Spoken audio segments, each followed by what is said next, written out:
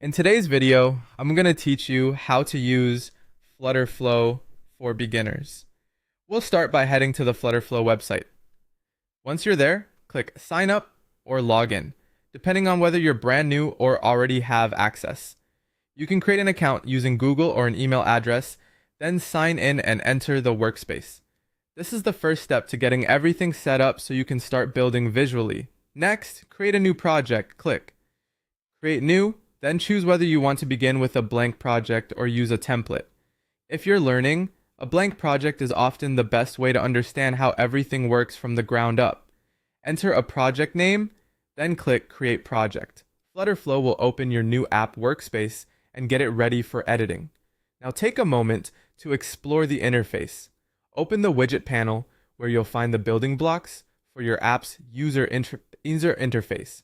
Use the canvas as the main area where you design each screen. Check the widget tree to understand how your layout is structured, especially when widgets are nested inside one another.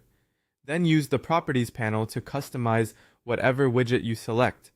This area is where much of your styling and behavior setup happens. To design your first screen, drag a column widget onto the canvas. A column helps stack items vertically, which is great for simple beginner layouts.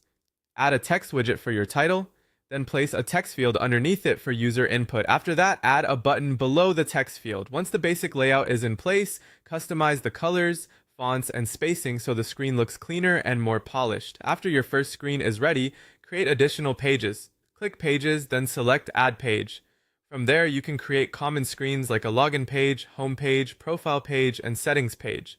Organizing your app into separate pages makes it easier to build and manage. Next, add navigation. Select a button, open the Actions panel, and click Add Action.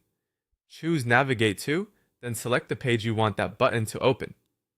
This is what connects your screens and turns separate pages into a real app flow. If you want to work with app data, you can connect a database. Open Firebase or another supported backend integration, connect your project, create collections or tables, and then bind your widgets to that backend data. This step is optional, but it's important for dynamic apps. Once that's done, test your app by clicking Run or Preview. Move through the app, check each screen, and fix any layout or functionality issues you notice. Finally, save your project, build it for Android, iOS, or web, download the generated Flutter code if your plan supports export, and publish the app to the platform you want.